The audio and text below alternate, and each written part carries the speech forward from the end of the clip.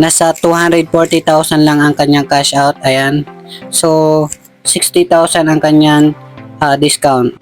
So bago ang lahat guys, don't forget to like and subscribe para palagi kayong updated sa mga bagong video natin. Para sa mga baguhan, Marvin Auto Vlog. So bagsak presyo tayo palagi. Open cash, financing, and trading. Tara, check na natin yung unit. Okay guys, ayan para sa naghahanap ng Suzuki Swift kulay pula 2019 model, automatic transmission at gas engine. Okay, so ang kanyang kilometer ay sariwa pa to, nasa 23,000 yan lang ang kanyang tinakbo. Okay, so good condition siya guys. Okay, so wala siyang problema, original mga documents guys.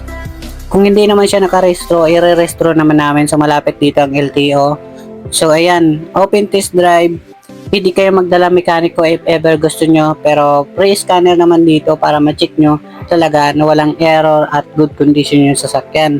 Okay, so open test drive, mga open deed of sale naman dito. Ayan guys yung makina. Okay, so nagtanong ako dito guys kung matibay po ba ang Suzuki Swift natin na automatic transmission dito sa Pilipinas. Okay, so ayan ang tinanong ko. So ang sabi naman dito ay ang Suzuki Swift 2019 na may automatic transmission ay kilala sa kanyang matibay na disenyo at magaan na pagmamaneho. Gayunpaman, mahalaga pa rin na suriin ang kasaysayan na pagmamaneho, regular na maintenance at kondisyon ng sasakyan bago bumili. Maaari ka rin magtanong sa ibang may-ari ng parehong modelo para sa kanilang karanasan. Okay?